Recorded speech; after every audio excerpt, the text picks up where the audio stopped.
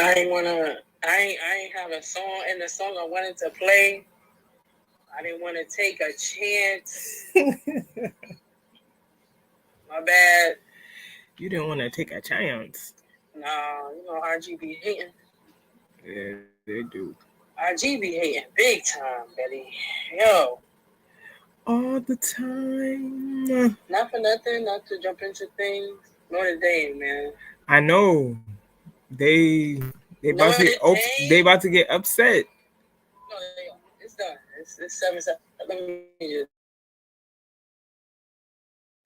We got 7 seconds left. Upset City. It's been a lot.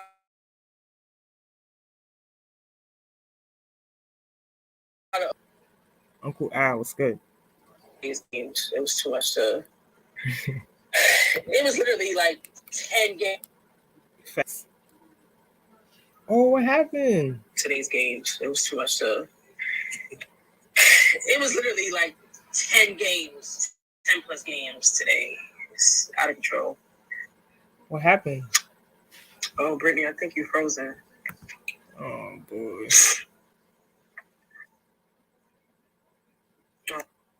Oh, no.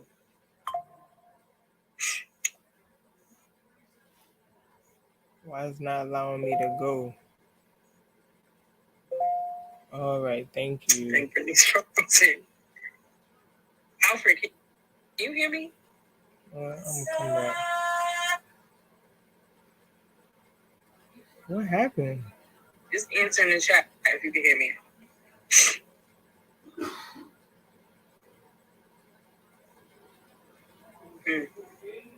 It said the live video ended. IG, you gonna act like this?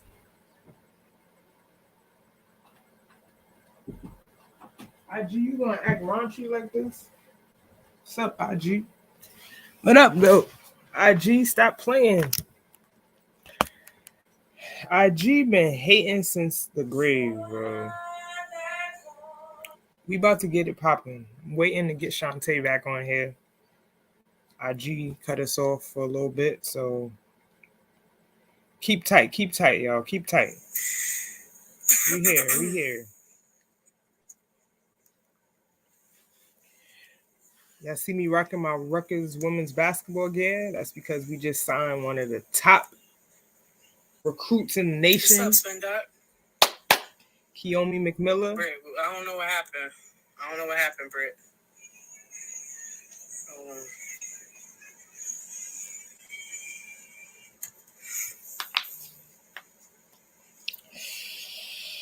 Let me see. IG hating. You was frozen. It ended on me. It said bye. No, I ended up ending it, but I was in there with Alfred. I don't know what happened. I don't know. It kicked me out and said the live ended. Like as soon as I got out, it was like the live ended. I'm like, huh? What happened? I be hating. Spin Dog, Happy New Year to you too. Thank you for tapping in. This is our first episode of 2024. It feels like it's been a long time. Right. Since we've been on live. Right. And thank you guys for joining us. The Tar Heels won. The Tar Heels won? Okay. They won. Upset City. There's been a lot of upsets today. A lot of good games. At least 3 upsets today, right? Yeah. At least 3. We're going to get into it today, y'all. But as always, welcome. Y'all know who we are. 21 titles. My name is Wellness Brit. As always, my lovely co-host. Shantae, what's going on, y'all? And we really just here because we love to keep the community informed, okay? We're a development firm, really just staunch on getting the next generation to understand you got to take things into your own hands. You got to be a proactive person at this moment in this age during the NIL era. It's the most opportune time for parents and student athletes to promote themselves. That's a fact. And get, compensated for doing so. It might not be immediate, but coming up with a strategy and a plan is always a great thing. So we just do these weekly recaps to kind of keep our community in the know about things going on in women's sports because we're both former collegiate athletes. Tech, the world moves and grooves with the tech sector. So, we talk about that. NIL, Shantae is an IP attorney, as you may or may not know. She gets down and dirty with the law. So we talk about that. And, to end it off, we usually wrap it with some type of culture, whether that's music, art, film, fashion, photography, whatever tickles our fancy. So right. We'll start the show with some women's sports, right? Yeah, so I guess we can start with North Carolina and Notre Dame. We just literally watched the game unfold, and North Carolina came up with the upset. North Carolina is currently not ranked at all. Right. They won 61-57. Notre Dame looked a little sloppy towards the end of the game. They look sloppy a little bit. Yeah. I'm gonna say this because I watched Notre Dame play against Pitt on Thursday this week. They escaped with a win, but Pitt had a very valiant effort. But one of the girls that plays on Notre Dame, she actually had a concussion, so she was not able to play today. And I think that was a really, really big blow for them. I forget her name. Wemback, something like that. But she didn't get to play today, and I think that really affected them. They did get Sonia Citron back, who has been out for a little bit, but it's her first game back, so who knows how she's gonna play. Like, I'm not expecting you to come back and put up numbers, but yeah, that injury to one of their players definitely was a detriment for them today. So North Carolina beating them at Notre Dame is the first time North Carolina has beat them in Notre Dame. So that's it's hard to play at Notre Dame. I'm gonna be honest. Talk about it. It's a very noisy atmosphere when the whole arena is packed. I had a chance to play at Notre Dame my junior year, and we actually won that year. I'm gonna be honest. That was a tough game too. That was a really tough game. So it's always hard to play at Notre Dame, but nice to see North Carolina get a win because they dropped out of the top 25. Yes, they did. So which is kind of weird to see. Right. It's weird just to not see North Carolina ranked. We're seeing a lot of teams we would normally see ranked, not ranked. Right. It's a like we would normally see Tennessee ranked, right? But they're not ranked. Right. They're not ranked. They're struggling. Ranked. They're struggling this year. Yeah, they're having a rough year. We can talk a little bit about that too. Rakia Jackson has come back. She was injured for a little bit, but she needs help. And essentially, she's carrying that team on her back. This is her last season, I believe, and playing college hoops. And I don't know how it's going to end for Tennessee. Right. They are missing a lot of pieces. A lot. Too much TikTok videos. Kenneth, here we go. So I see what type of time you starting off 2024 with energy, Kenneth. But Tennessee's not ranked like Brittany said, and but nonetheless, North Carolina did come up with a big win today. Very interested to see what the polls, the rankings look like tomorrow. Oh yeah, it's gonna be crazy. We can talk about some more upsets that happened today. Yeah. You want to go backwards and do Utah, Arizona? Sure. You got a chance to watch that game, right? I watched the game, and it went into overtime. The game went into overtime. Utah started the game sloppy.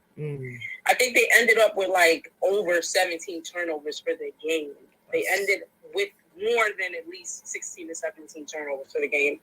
I'm not too sure how much Alyssa Peely ended the game with, Right. but they did a rather great job in just kind of keeping her at bay during the game. Right. But I can't remember the guard on Arizona, small guard on Arizona. She's tough. Jada Williams? Is it Jada? It may be Jada. Because I know she was a top prospect coming out of school, high school. She got locked, I think, but like something. Does she have locks? Nah, Jada Williams she got a puff. Well, then it's not her.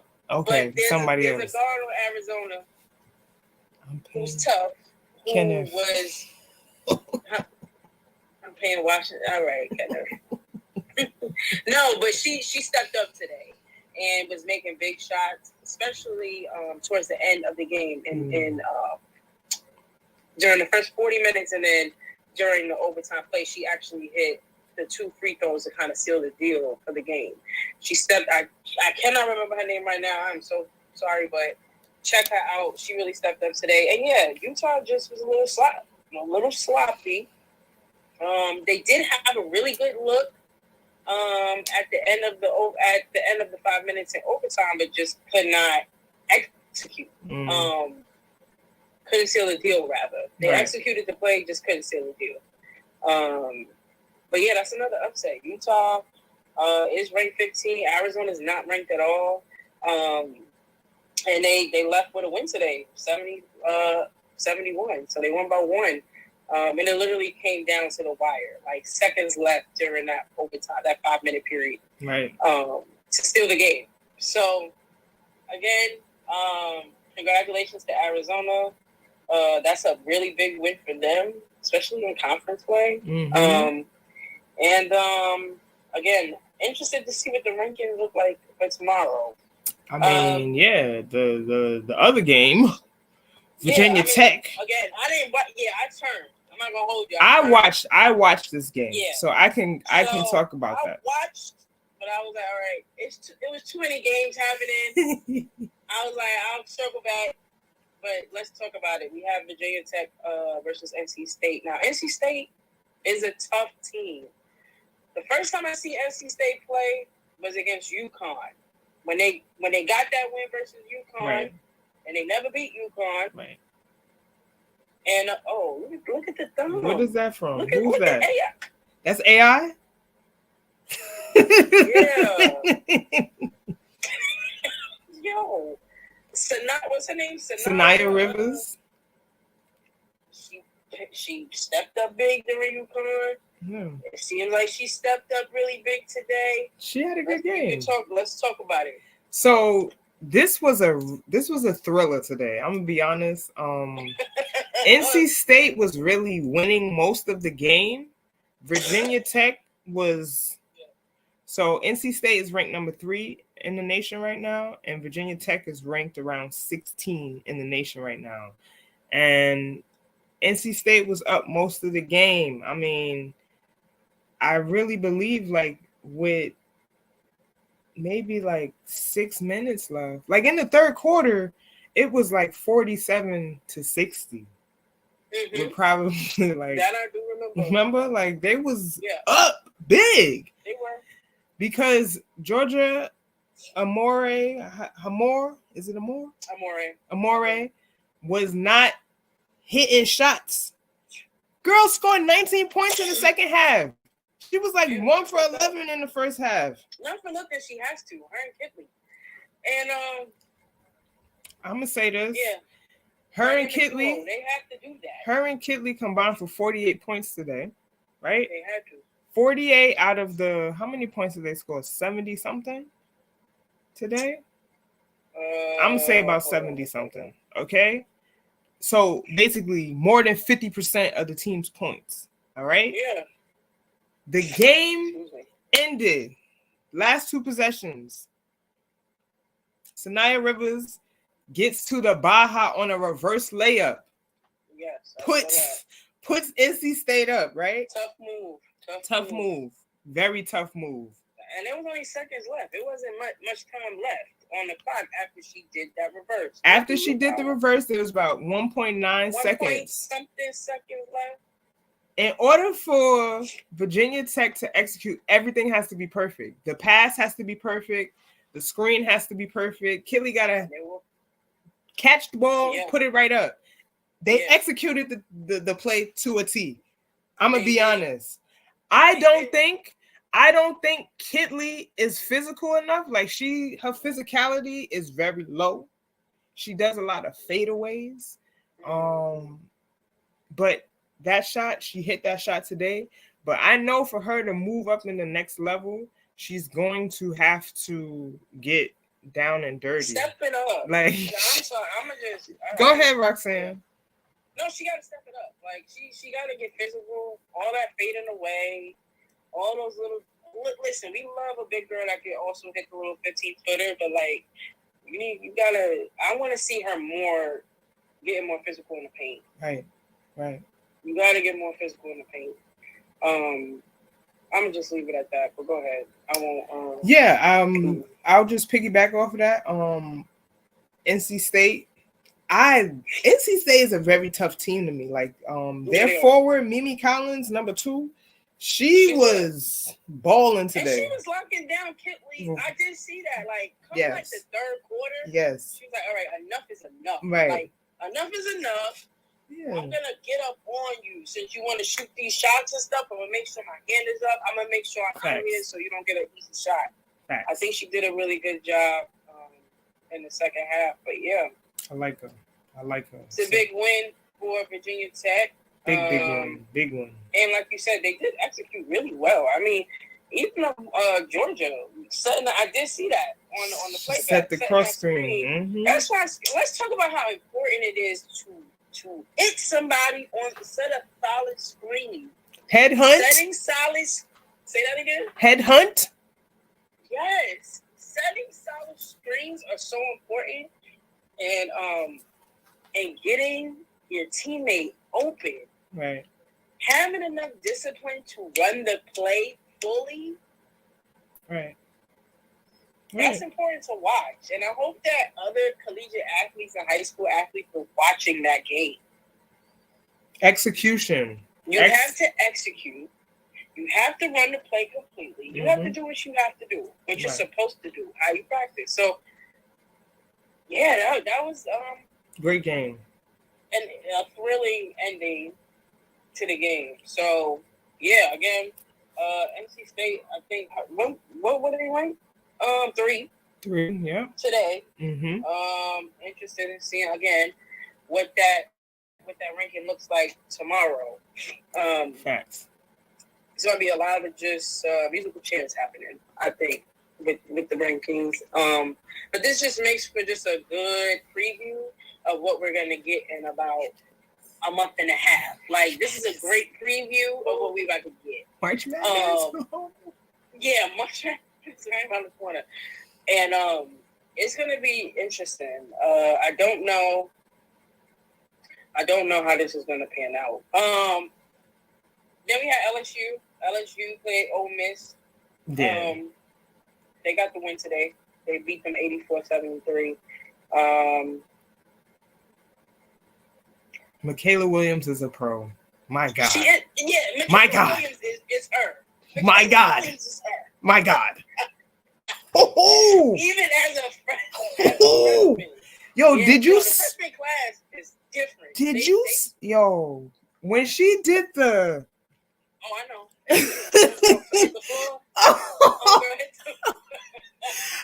She was on the wing and said she pulled it back and then looked at her. It looked like she looked at her. She looked at her. And then hit the shot, and it's like, oh, you a little spicy. But you have all reason to be spicy because she be delivering.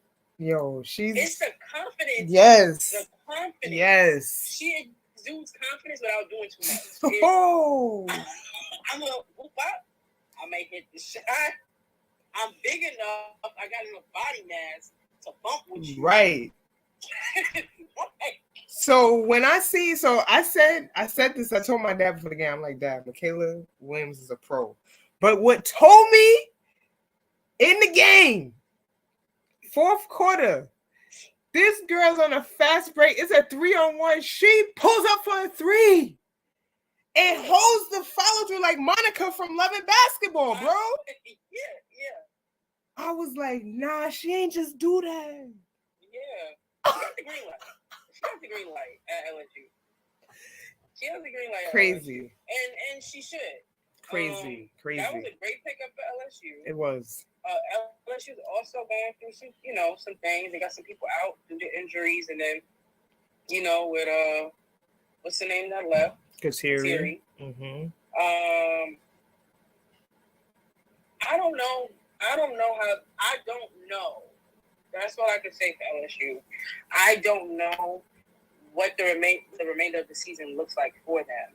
They still look like they have a lot more meshing to do. Mm-hmm. It's still early. This is what I feel like we say, or I say all the time, reminding myself it is still early in the season. They still have a lot of meshing to do. The commentator during the game today expressed a little annoyance with Angel Reese because she kept trying to pass. It looked like she was being a little passive. I just think they still have a lot more meshing to do. Have a lot more meshing to do. So I'm going to say this, right? We in season 2 right now. So season 1 for me, beginning of the season's non-conference, right? Season 2, there's like 4 seasons in the year, okay? Season 1, non-conference. Season 2, conference play. Season 3 is the conference tournament, right? Right. Conference tourney. And then the last part of the season is postseason. We make it to postseason. They still have a lot of meshing to do. Season 2, right? We're in season 2.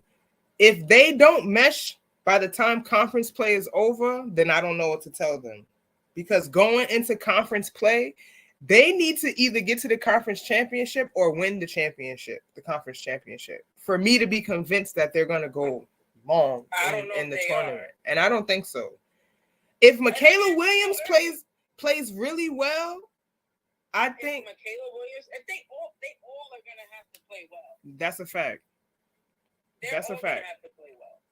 That's a fact. I'm still getting used to seeing what's her name as the point guard. Van Lith, yeah. Haley Van Lith. She's definitely taken a because they talk about like when obviously the game's going on, right? Like she's taking a different role this year. She wants her to be more of a pass first point guard as opposed to her shooting all the time. Because we know when she was at Louisville, she was obviously a volume shooter, right? She was like the only person really putting up shots. So now Kim Mulkey has stated in order for her to get to the next level, she has to be a point guard. Pass first. Set people up. I think too, but I feel like she defers. Like, you can hit a shot, Haley. Like, like shoot the ball. Like we seen her shoot today. It's the decision making. And I think the confidence has to go up a bit. She still looks, to your point. She's questioning things. Right. She's sometimes forcing things. I saw her force a couple passes inside of the paint today, or tried to Angel Reese. Yeah. They still just have a lot more meshing. A lot more meshing has to happen for them to get back to them potentially getting to where they were at last year. Right. For sure. And we'll have to see. But yeah, LSU, they did beat Ole Miss. Ole Miss's defense in the first half was on the money. They got tough defense. And then they just ended up falling short come the second half. So yeah, that's another game we watched today. South Carolina beat Mississippi State today, 85-66. Right. South Carolina was South Carolina, man. Like they show up and they do what they need to do. Right. Shouts to Pow Pow again. Pow Pow is just like we talked about as a well-rounded player. Like that girl's basketball IQ is on another level. She's never rattled. She's always calm.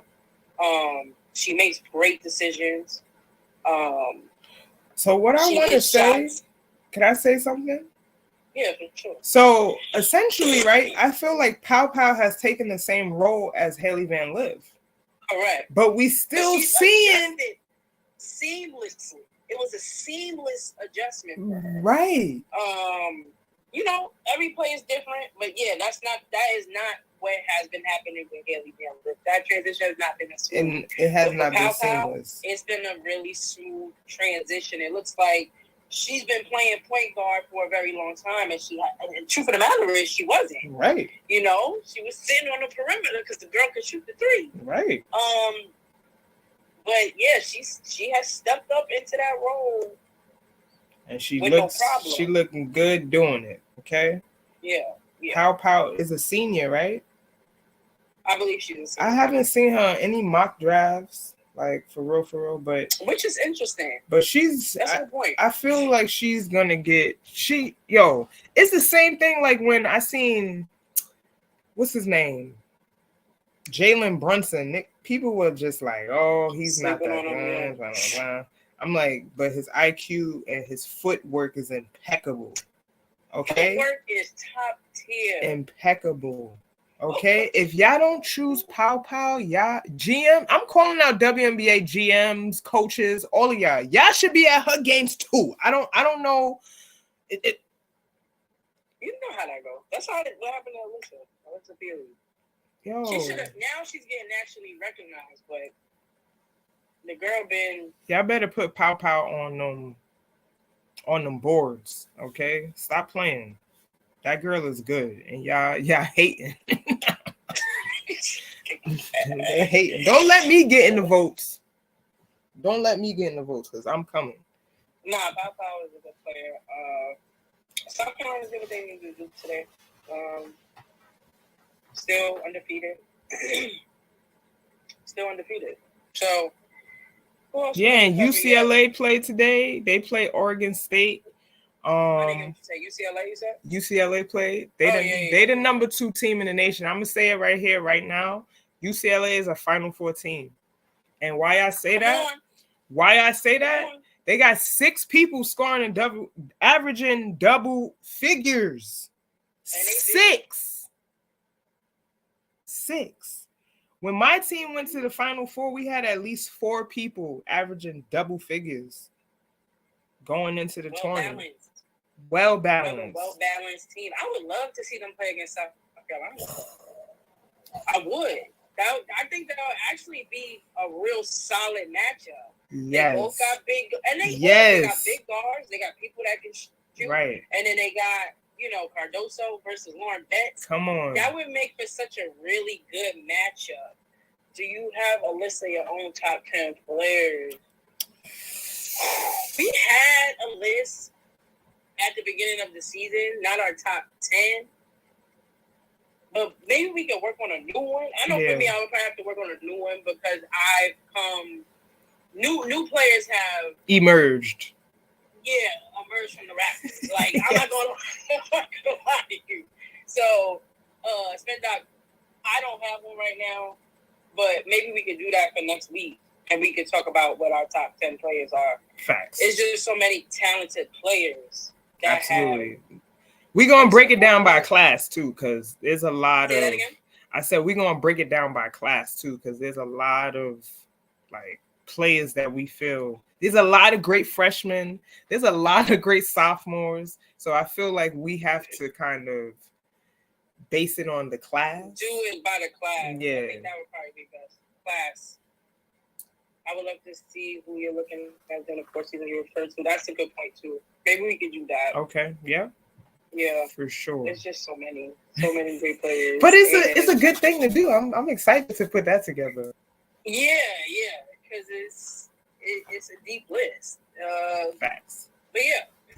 And who else played today? I mean, there was a ton of games today. But those are the top games I feel like we caught today. Right.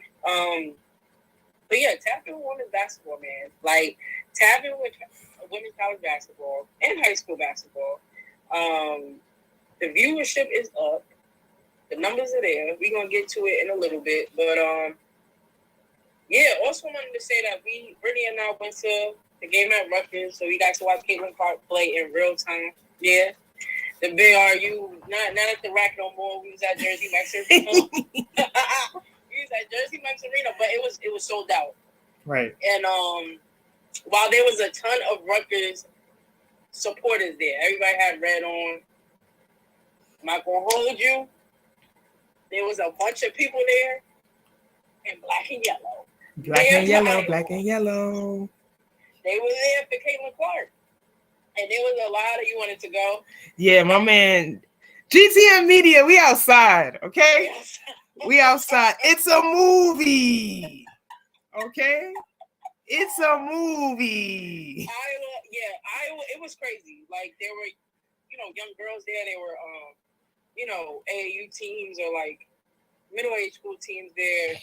And all the girls had on Caitlin Clark jerseys and shirts, which immediately, to me, I was like, oh, this is the Caitlin Clark effect. Like, we see it on TV, but it hit a little different knowing that all these people was here for Caitlin Clark. Right. Most of them people, if not many of them, were not even from Iowa. Right. But they were there to watch Caitlin Clark play. Mm-hmm. And in true Caitlin Clark fashion, she ended the game with a triple-double. Easy. She had like 27 or 29 and 10 and 10 or something crazy like that. Right. But I will say, she coasted that whole game. Brittany and I was talking about it. She coasted the entire game.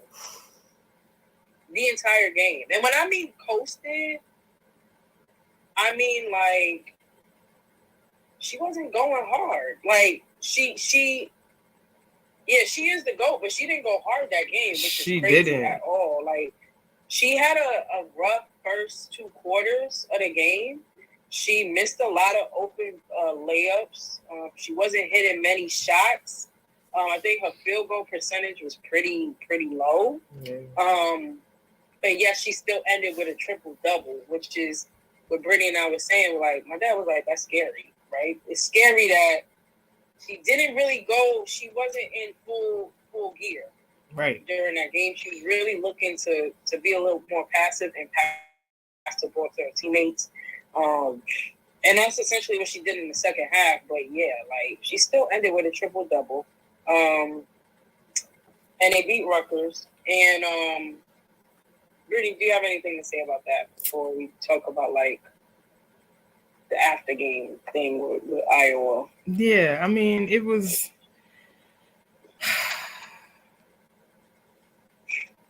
We got to get better defensively as a team, Rutgers. Yeah. Obviously, I know this is only 2 years in for Coquise.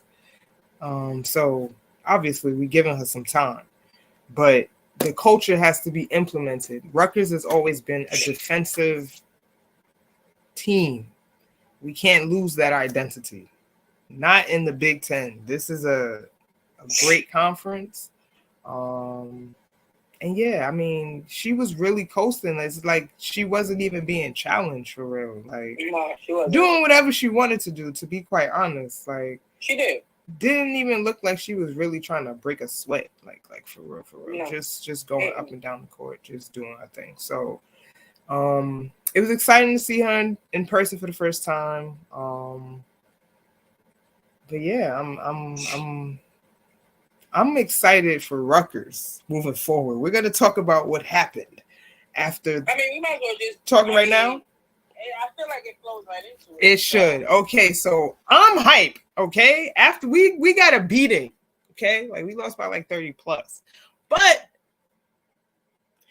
we just got a commitment from one of the top recruits in the nation, Kiyomi McMillan. From Life Center. I wish I had like the right sound the applause. Right. When I tell you this girl is the truth, she's the truth. She's really only the only high school athlete to sign a NIL deal with Jordan Brand, to be honest. And the girl is just, I don't know what to say besides I think she's a generational talent, bro. Like, no, she is, and she's tough, and you could tell she has that hunger. She wants to win, and Brittany and I was talking about it the other day after the game. All her moves are very just tight, clean, and quick. Oh man. She's from Jersey. She's from New Jersey. So she'll be playing at home, which is also great. Right. But yeah, she's tough, literally. Oh my God. She plays very aggressive. Yes. Her moves are very aggressive in the most positive way I could say. But yeah, she's a beast, and that is a very, very, very, very, very big pickup Very for big. Rutgers. And I hope that, you know, Rutgers can continue to recruit and keep Kiyomi at the center Right. of them really pushing to get more players at the skill level of Kiyomi. If that is the case, then Rutgers will probably look like a whole different team come next season. Facts. Facts. Yeah. Shout out. She's ranked 22 in the country. If you don't know who we're talking about, definitely check her out. Again, her name is Kiyomi McMillan. Yes. And tough player. Yeah, she goes to Life Center Academy in Burlington, New Jersey. And she's averaging right now through 11 games 29.5 points and 5.9 rebounds per game. So yeah, the girl is really the truth. And I hope that with her commitment and what she do can bring some more girls to Rutgers and entice them to come and play with her, because I think it would be I would love to play with her. I would love to play with Kiyomi because she is like the star that's unselfish too. You know, she's definitely hitting you. She's gonna make the right play at all times. That's really what I'm just gonna say. She makes the right basketball play, high basketball IQ, and she's athletic. So it's just really, really good that we got this level of commitment, and looking forward to next year because of this. No, that's fact. It's gonna be good. Yeah. Is Kenneth back in here? If so, please comment in the chat. I had a question for Kenneth. Kenneth, come to the front. Yeah, if he's back in here. If not, well, I'm gonna be on the lookout for him. But moving on. We covered this earlier this week on another podcast we do over at the 9450.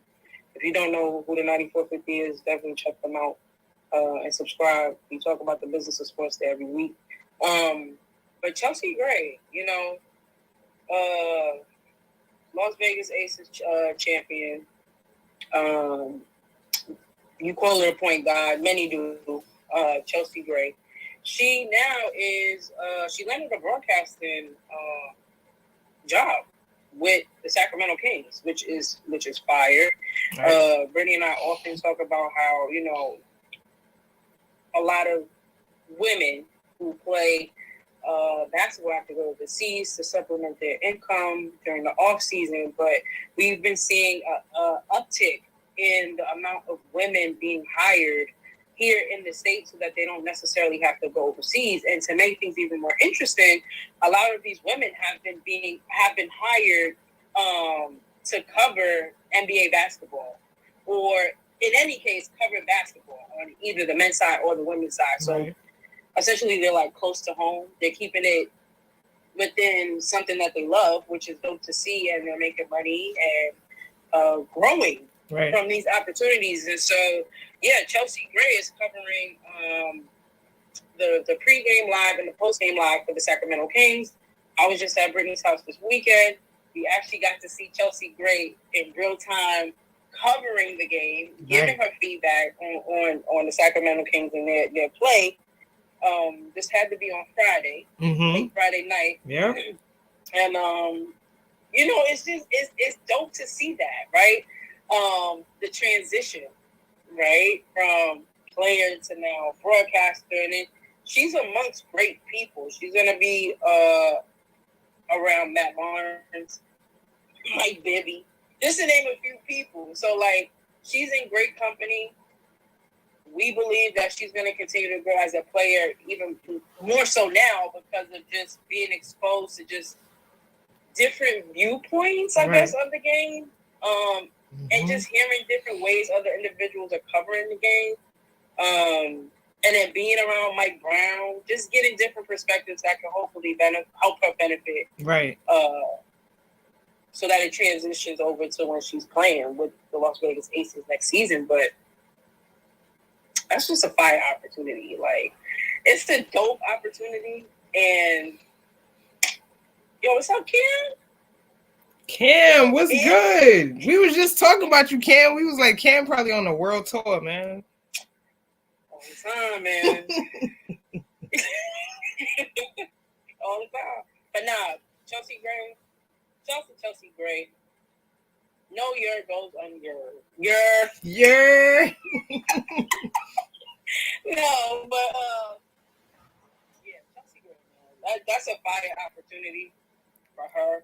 Dope opportunity. And I mean, it just kind of just rolls on and shows like how women are staying home domestically. We're staying home. And I love that because traveling all year round is tough. Right. Not getting a chance to take a break from your body to recover is tough. Yeah. So I'm happy to see a lot of these women getting these gigs domestically as broadcasters. I mean, from Chiney Agumake, being an ESPN basketball analyst and host, also being a part of the Los Angeles Sparks, right? Haley Jones, Atlanta Dream. She's NBA TV, WNBA Finals commentator. Alicia Gray, we just seen from the Atlanta Dream. She is now a owner of a restaurant with her brother. It's a beautiful thing to see. Like, even at Rutgers, Kalia Copper, Chicago Sky. She's now Rutgers women's basketball director of athletic culture and professional development. Like, why? Like, do y'all understand? This was non-existent. These positions non-existent. Okay. Non-existent just a few years ago. And the fact that the girls, like even Kalia's position, right? Y'all get to learn from a professional, a current professional. Which is crazy. Yeah, that's wild to me. That's wild to me because everybody's not afforded that opportunity. Like for me, I was fortunate. Chelsea Newton was our director of player development when she came back from playing in the WNBA my freshman year. Mm-hmm. She's yelling in my ear telling me, "Be Ray, you want to be a pro, this is what you got to do." Mm-hmm. So the fact that they got Kalia as on staff, tremendous. Yeah.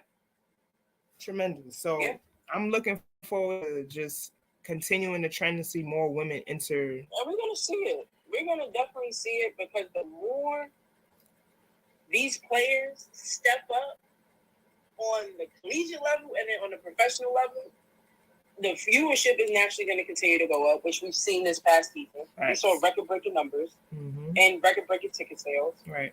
So naturally, what's going to happen is they're going to, when I say these organizations are going to do their best in making positions available to get these women in these seats of authority. Just because they've been doing what they need to do on the court. Right. And it's just a beautiful thing to see. This is where we're at with women's basketball. It took a long time. There's still a lot of work to be done. Right. But we're finally getting to see some things be overturned, right? Facts. So, yeah, I think, like you said, I'm interested in seeing who else gets hired and who gets into these positions of authority and leadership. So, shouts to y'all. Shouts to Chelsea Gray. Moving on in some more sports news, we're going to talk a little bit about Mark Cuban. Shouts to Mark Cuban. He's been, listen, we love Mark Cuban. We love Mark Cuban. The ultimate businessman. I'm going to say it. The ultimate businessman.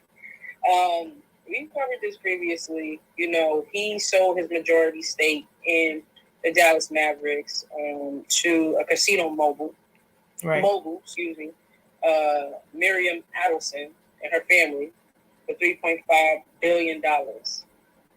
Again, $3.5 billion. I think we covered this before when he bought his stake in the Dallas Mavericks, it was, I think, maybe about, it wasn't nothing, it wasn't nearly as, it wasn't $1 billion. No. It was, I think, a few mil, maybe 2 mil. It was probably, I think we covered it. it was a couple, I feel like a couple of $100 million. That's it. Like, yeah, it nothing wasn't, crazy. I think it was close to 200 mil. Yeah, nothing crazy. And so the return on investment is crazy. If he bought it at 200 mil and he sold it for 3.5 billion, y'all could do the math. That's more than a 10x return. Like, come on. He's brought a lot of, eyes and ears to the Dallas Mavericks organization. Facts. He was doing a lot of unorthodox things as a majority stakeholder throughout his tenure, which just, again, shed more light on the organization, right? Mark Cuban shook some stuff up, okay? He was shaking. He was shaking stuff up. Yeah, essentially that's exactly what. And he didn't care. He was sitting with fans. He was getting fined all the time. He didn't care. But and it came off as him being personable, which in turn made it seem like the Dallas Mavericks organization was super cool, super dope. We saw Mark Cuban out here in New York. Right. At Dykeman. Right. At Rutgers. At Rutgers Ford. We've seen him in so many places. Like, so it was just it just felt very familiar when you saw Mark Cuban. And so we still like to say, after selling his majority stake, he's now giving, he was at Dykeman. He was at Dykeman. Look, we gonna get Mark Cuban to pull up to Colgate Park in the Bronx with GTM. Let's go. If we get Mark Cuban to pull up to the Bronx, come on. He would pull up to the Bronx. He would. I mean, it's to watch some good basketball. Yeah. Like, he doesn't care. If anybody, he doesn't care. Mark Cuban doesn't care. Yeah. We gonna do it. He's giving $35 million bonuses to Dallas Mavericks employees. Who's doing that?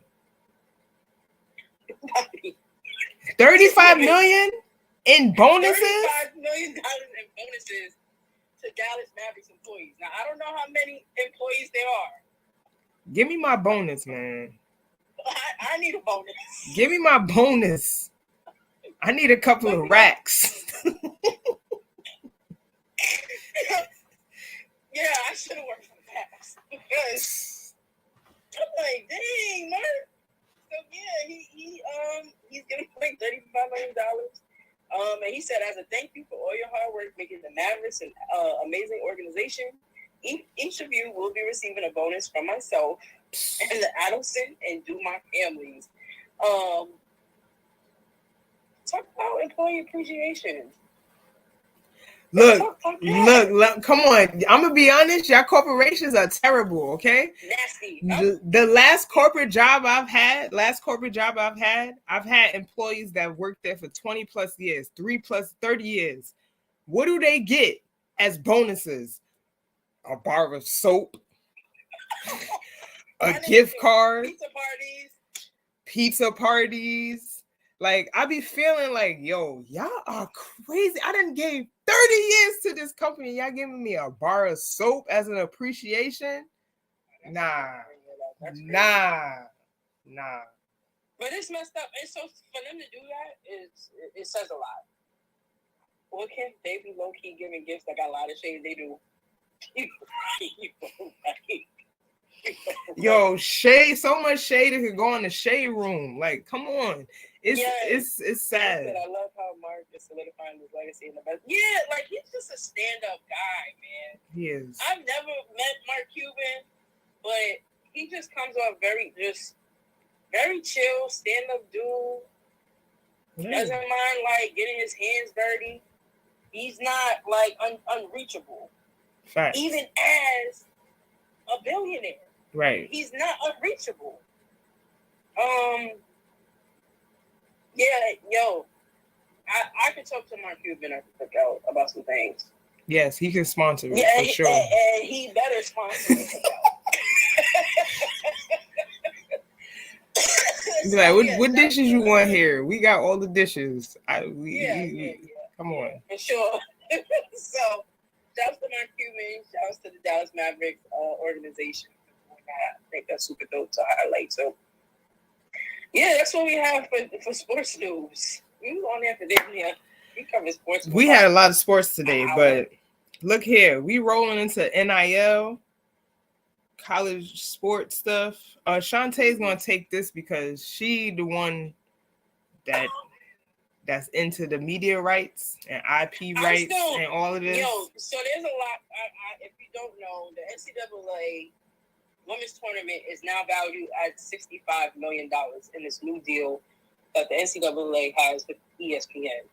And so on Thursday, the NCAA and ESPN announced an 8-year, $920 million extension to their current media rights package of 40 NCAA championships, including the ever-growing Women's March Madness tournament. So that means that for the next 8 years, ESPN will be covering all of the championships on the women's side, essentially. So yeah, we'll get to see the Final Four on ESPN. That's men and women's, I believe, and then we'll get to see like soccer and volleyball and all those things. The previous contract only covered, I think, 29 championships, so there was an increase of 11 plus more championships this year. Okay. And from what I understand, they didn't disclose a number for the previous contract, but this $920 million contract, they said is three times the amount that they was previously paid. Oh wow! So I'm assuming it's because the viewership is up, like people are watching. Now, what's important to highlight is that the Women's March Madness is valued at $65 million of that number. Right. $65 million, which is a lot. It's still a lot less than the men's. I don't have the exact number on the men's. I think the men's are in like the $100 million range. Mm-hmm. So there's still, a gap there between the men and the women's, but $65 million is a lot. Now, the package, like I said, includes 11 extra championships. What was dope about this deal is that ESPN is now planning, and the NCAA is planning on doing like documentary style content before these games so that we get to know these athletes on a more personable level. And it's super important for them to do that, especially on the women's side. Now, we know that they do that somewhat on the men's side, but they're being more intentional about doing this on the women's side during that time period, which I thought was fire. And this deal is really important because it's igniting the conversations around revenue distribution towards women's basketball. So to give you some more context, right now, for men's basketball, D1 basketball, there's some type of revenue distribution that men's basketball D1 schools are a part of. And every school is actually afforded a certain percentage of, I guess, the pot after the tournament, which includes all the money that they've collected from like ticket sales and everything else.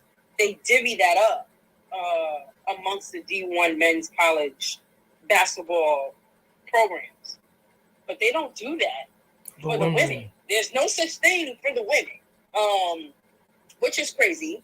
But now, because the numbers are up and the viewership is increasing, now they're going to start taking a serious look into potentially doing some type of revenue distribution amongst D1 women's basketball programs, which I think is, Brittany and I talked about this earlier. That's the name of the game, right? Like, that's business. Mm-hmm.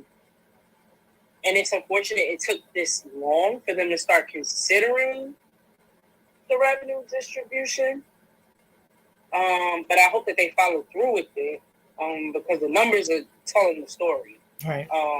And if we're just looking at numbers and just how this has been going, I can only imagine what the numbers are going to look like Yeah, it feels like a bargain. Yeah. Tell me more about what you mean by a bargain. Jay said, "Why does 65 million feel so low?" Clark and Reese brought in money last year.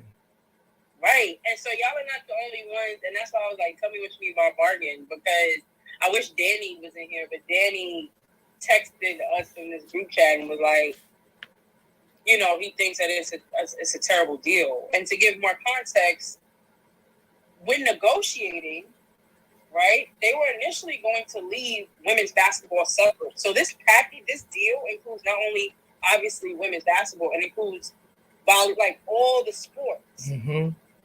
But I believe that there were talks of having women's basketball separate because they are bringing in a good chunk of the revenue. Like right. That's what the 65. Why I kept saying $65 million. That's a huge chunk of. I think the revenue was like $115 million. Yeah. Or something. They have $65 million of that.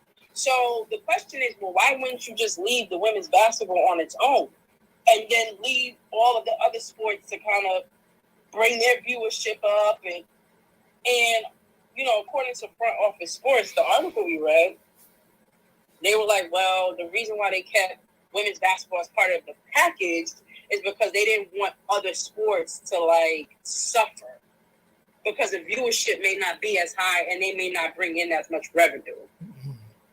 Right. So it was, you know, Jade said even the South Carolina Under Armour push only led to me pushing some gear, not even Curry to do that. Right. I agree. It's a great conversation. Like, it's a great conversation to be had. And I would have loved to possibly see what women's basketball could have did on its own. Right. Yeah. You know what I mean? On its own. So we can get like real numbers. Because then once that happens, that gender inequality that y'all doing, it would be no more. Matumbo wave. Say that again? Matumbo wave. No.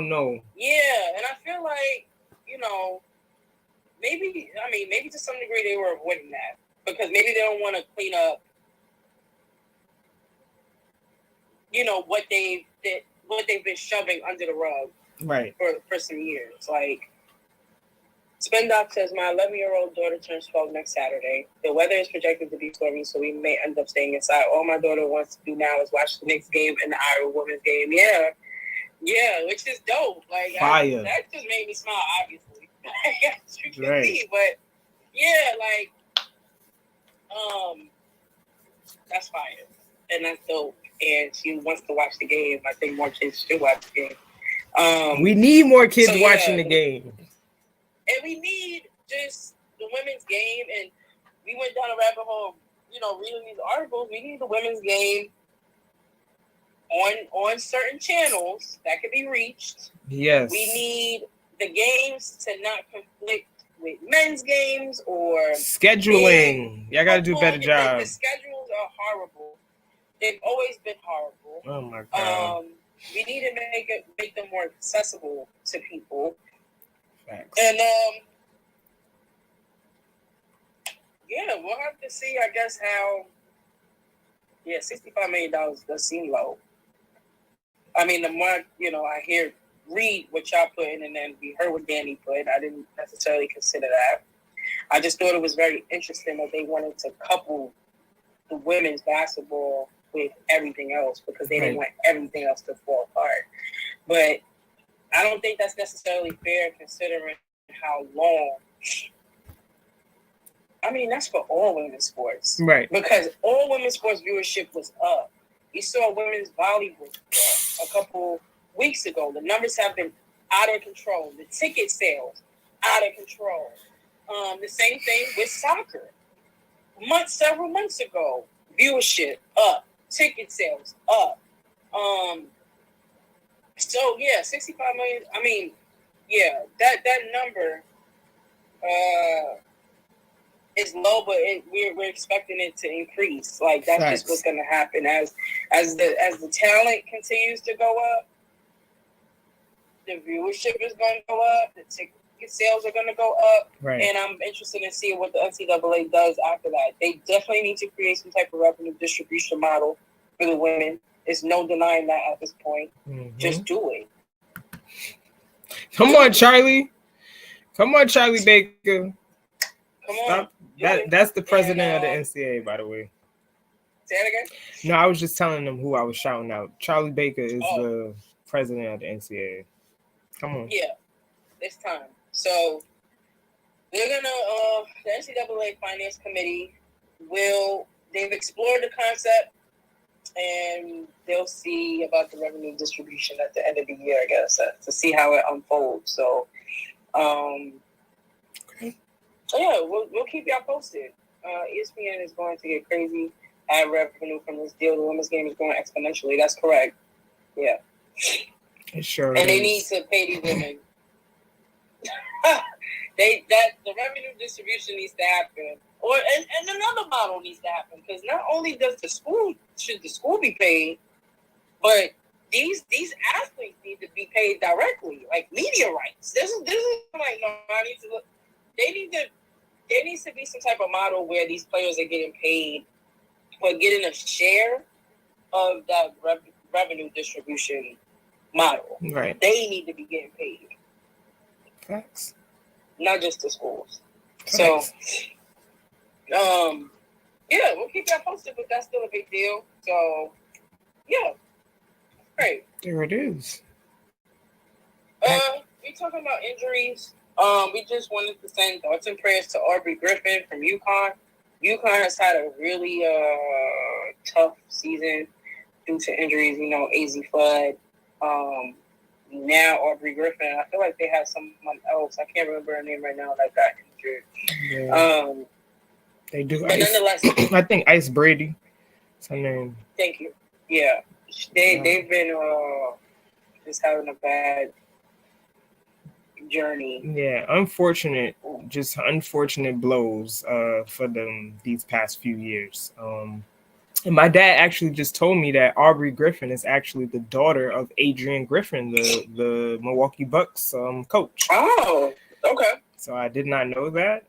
But just prayers and thoughts and wishes to her on her recovery. We don't know. We think it might be an ACL tear, but they'll give us more information, obviously, moving forward. But just wanted to give her a shout out. It's always difficult when someone goes down with an injury. Mm-hmm. So just sending love and speedy recovery to her and her family. Right.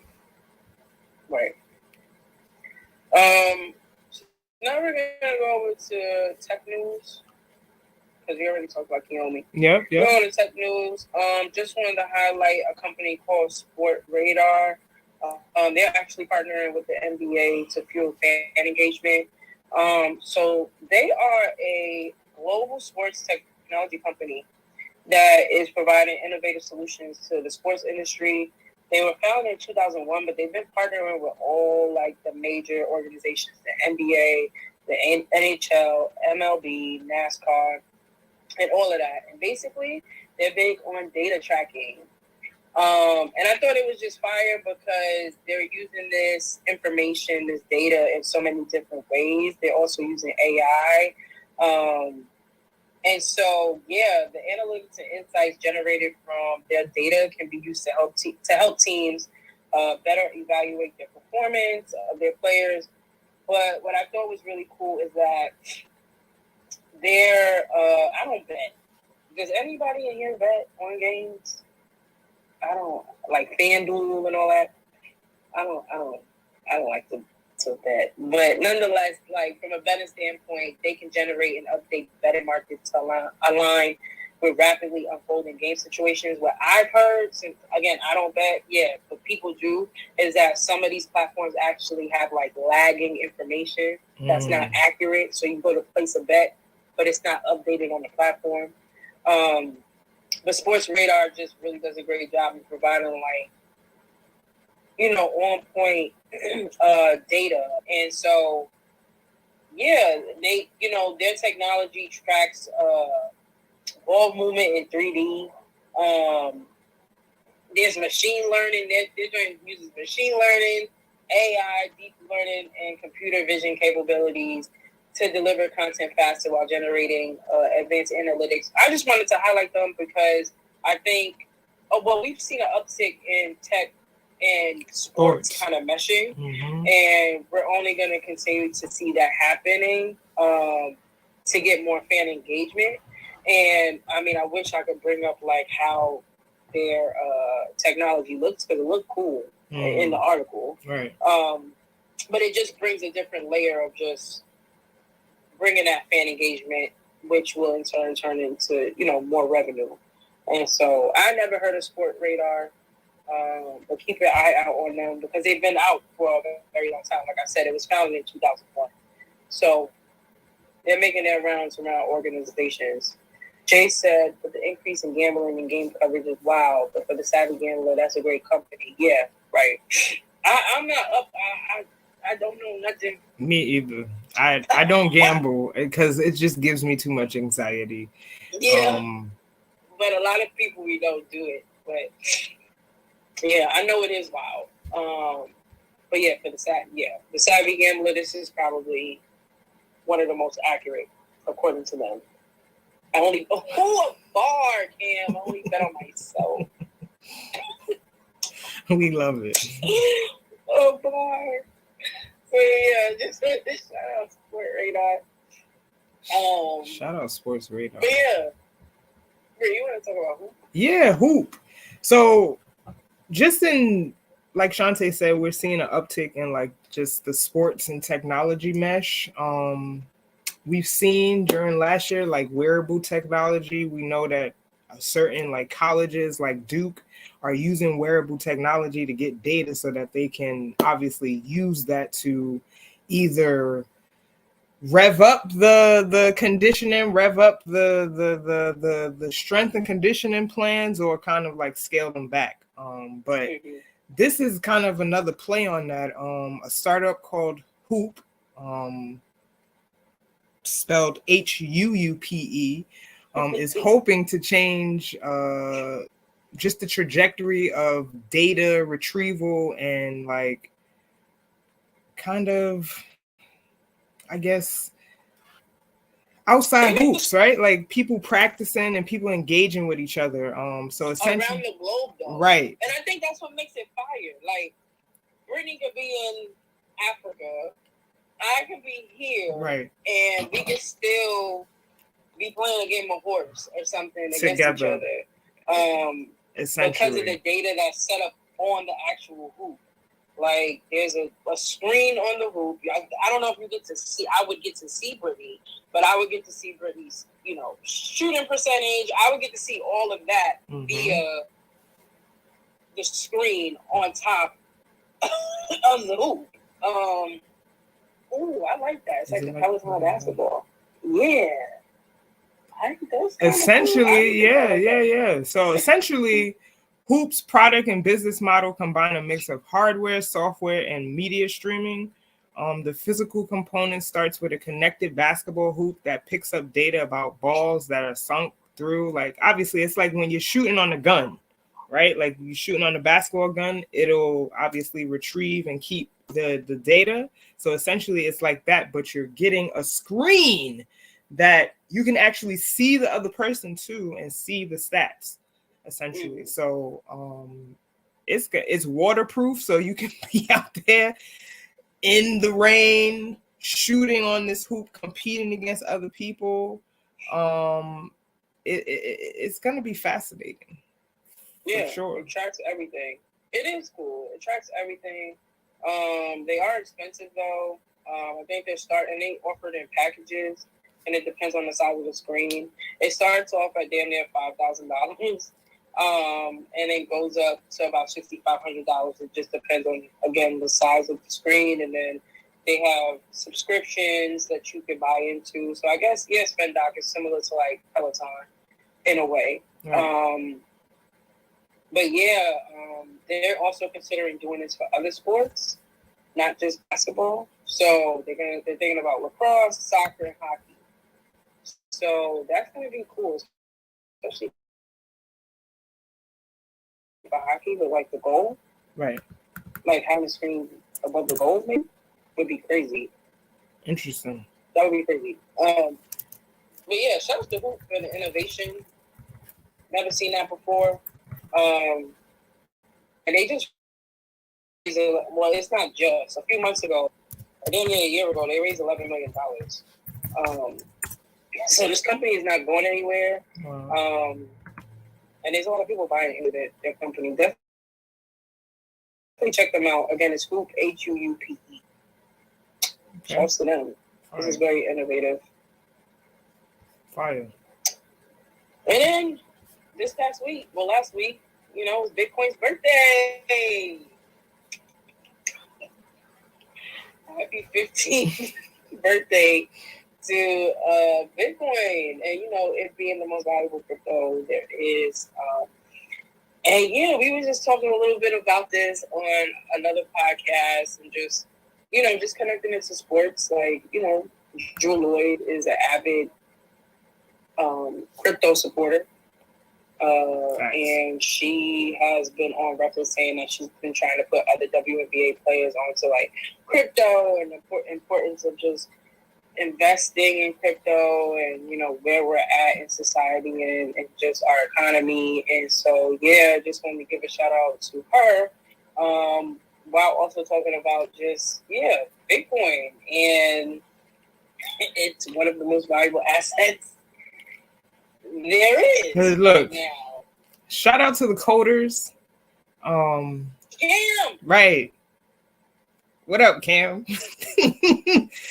Shout out to the collective or the individual Satoshi Nakamoto. We don't know if this is a person, a group of people. They are, we don't know, anonymous. We don't know, but they are the people that put the plan in action. Okay. Right.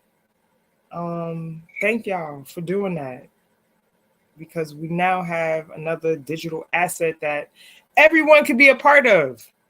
Just think of this as diversifying your portfolio, ladies and gentlemen. That's really what this is. Go get you a wallet. And I suggest that once you get on these platforms and these exchanges and you secure that money, get it off the exchange. Put it in your hard wallet. Okay? Because I'm in a situation right now where I try to put my stuff into Earn, and the Earn got bankrupt. Okay? And now I'm fighting for my money back. Okay? Shout out to Gemini. Shout out to Gemini. And the Winklevoss twins. Y'all better give me my money back. The Winklevoss twins. Y'all better give me my money back. That's all I got to say. Make sure y'all put... Wait, say the product again so Jay can hear you. Gemini, which is another exchange, kind of like Coinbase. They are in a suit right now because their Earn products, they were with a company, and you know how you put your assets into an Earn program and they gain obviously more interest. So I was doing that, but essentially the company went bankrupt, and we still waiting for they're waiting for their payout. Right. Their money. Right. They need their money. So class action lawsuit has been put in place, and we doing all of that to get our money back, essentially. So my advice to y'all, when you purchase and get that money off Coinbase, whatever, Cash App, blah, blah, blah, whatever it is, when you get and purchase digital assets, please get you a hardware wallet, which is basically a cold wallet that you are sole owner of, and transfer your money to that, because that's the only way it's really safe. I'm gonna be honest. You can't trust these exchanges, because it so many times I've had this situation happen. So I'm just telling from personal experience. Buy off the exchange and put it on your hardware wallet and let it just rock like that. Okay? You heard it first. Happy birthday, Bitcoin. Happy birthday, Bitcoin! Oh, what is it? Oh, wait. Jay said, what is the new exchange you mentioned? What other exchange you mentioned? I said Gemini and Coinbase. Yeah, Gemini is the one that Gemini. Yes, buy the cold wallets directly. Yes. Ledger. Yes. We have a Ledger. Yeah, a Ledger. Yeah. Correct. Let me stop first. We do have a legend. Yes, I'm still bullish on the blockchain, Cam. Yeah. I'm still bullish. We still here, but I'm just realizing you got to just be proactive about how you handle the crypto right now. And I think that's the safest bet. Yes, buy directly from the company. Do not go on Amazon, because sometimes those things can be compromised. Yeah. So yeah, that's what it is. Rolling into the last segment, we know it's 8:15. We're gonna try to get out of here in the next 10 minutes. We just have some music and some movie news and art news for you guys. Shantae wants to go see the Book of Clarence. Yeah, I want to see that. The Book of Clarence, it looks fire. I think Jay-Z helped produce it. And it basically covers like the New Testament of the Bible, but there's a spin on it because what's his name? I'm bad with actors' names. Lakeith Stanfield. I can never remember an actor's name or actress's name. Yeah, Lakeith is the main character in the movie. I think they just had a showing. They had a premiere the other day. And I saw 19 Keys with. It was really good. Okay. But the preview looked really good. I don't know if y'all heard of the Book of Clarence. If you haven't, definitely check out the preview. Go on YouTube or something and watch it. But it looks very interesting. Right. And I'm not a moviegoer, but no, I'm probably gonna be. I'm gonna try my best to be there on Friday when it opens, because it just looks that interesting to me. So I just wanted to highlight that. And then on the art side, we talked about this previously, but now we have a date as to when this exhibit is going to be made available to the public. But Swiss Beats and Alicia Keys, they announced their art collection exhibit at the Brooklyn Museum. And it's going to be called Giants Art from the Dream Collection of Swiss Beats and Alicia Keys. And that's going to be open to the public come February 10th. If you don't know, it's essentially Swiss Beats and Alicia Keys' art collects all the art that they've collected within the past 2 decades. I think Swiss Beats said he started collecting art in around like 1990, 1991. So he has like a couple of Basquiat pieces. They got a couple of things. Right. Rare pieces that you'll be able to see in real time at the Brooklyn Museum. I think it's dope that the Brooklyn Museum just keeps making spaces available for rappers. Yeah, and I mean, I didn't get to see. Yeah, we didn't get to see the Book of Hove at the Brooklyn Museum, but right now, Spike Lee is they're doing an exhibition on Spike Lee and his legendary career as a filmmaker. Yeah. So that is about to end on February 4th. So it's there right now. And then after that, obviously, Swiss Beats and Alicia Keys are going to come in and we're going to see their collection. And that really goes all the way until July. So you have you got a little time span to get there. Okay. And we're going to get there because I was very disappointed I didn't get to the Book of Hove. So. Yeah. I'm like, dang, I thought I had more time. Right. And then you blink and it's done. It's done. Definitely going to check out this exhibit. Facts. Must do. Facts. And then the last thing we had, and we kind of touched on this earlier during our sports news segment. Wait, Jay said, yes, the Brooklyn Museum and Brooklyn Library are really pushing the culture. They really are. They are. And we love to see that. And we love to see there was a large turnout. Yes. Yes. Large turnout. Don't be like me and go to the Book of Hove last year. At least you went. Right. Like, you went. I actually do want to be like you. I do want to be like you.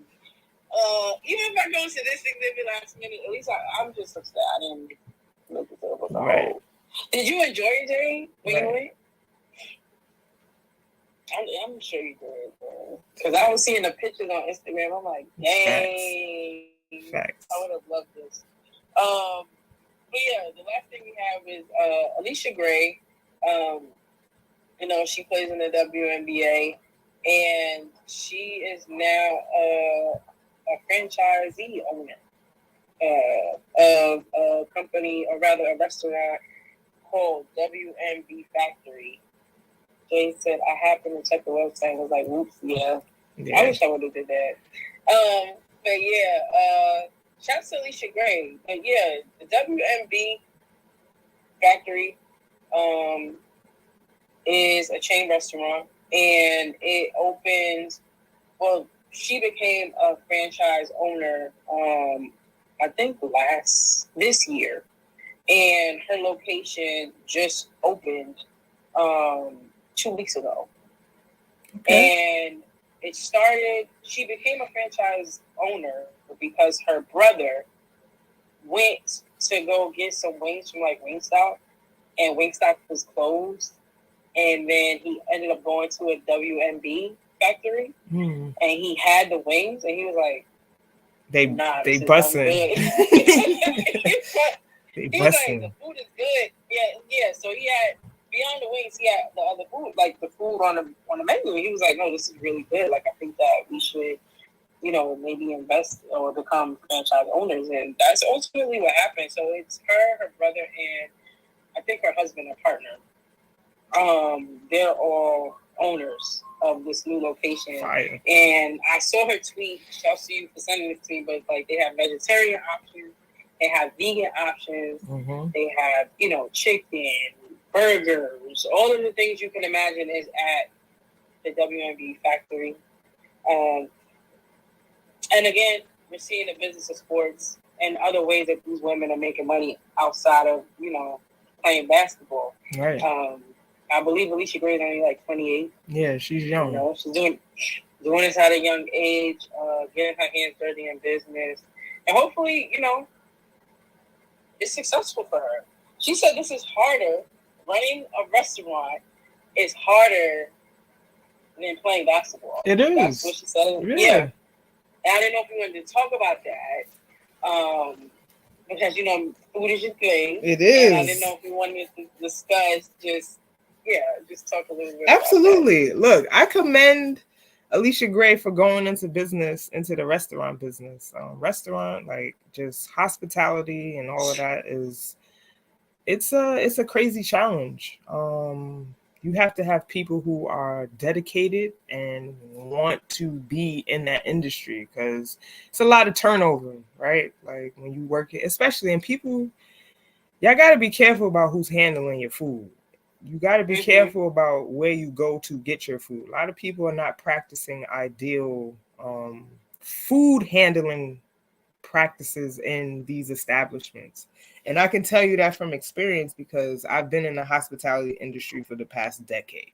Okay, I've worked at a yacht club, worked at a chain restaurant, worked at farm to table restaurant, and you wouldn't believe how like the quality of products some of these people use. Okay, worked at a hotel. I was like, yo, I'm thinking a hotel, we get the best of the best. You getting local, you getting sustainable. No, hotels, they use, a lot of them use Cisco. A lot of them use these big deal corporations. They're not getting quality ingredients. So I think that's why it's also very, very important for you to go to local businesses and support local chefs, local people that are working with the farmers, because it's very important. Because there's not a lot of integrity in the hospitality industry, and I'm just being honest, just from firsthand experience. Make sure y'all looking at the outside of the windows. What grade do they have? Okay, because sometimes y'all walking in grade D, grade C restaurants don't be knowing at all. Okay, so just shout out to Alicia Gray.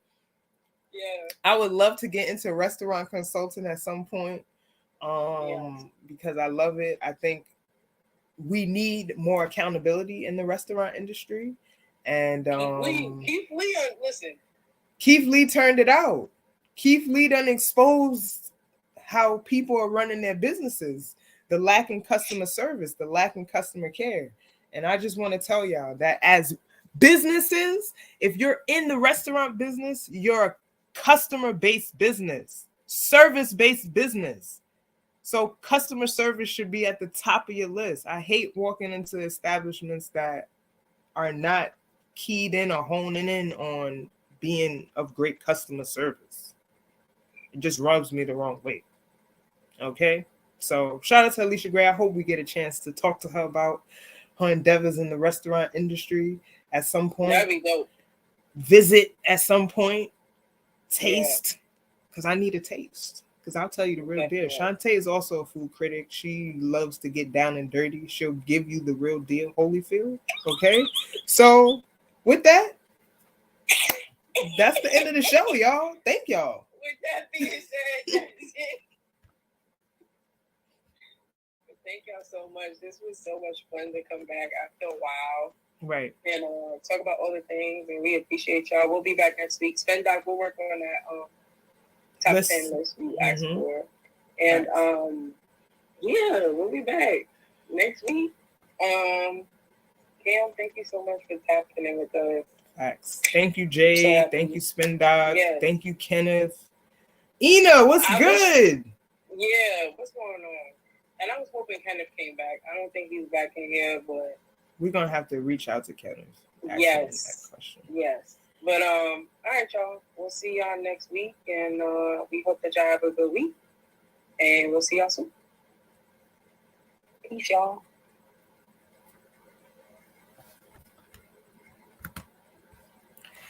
Peace. Thank y'all for tuning in. Episode 54.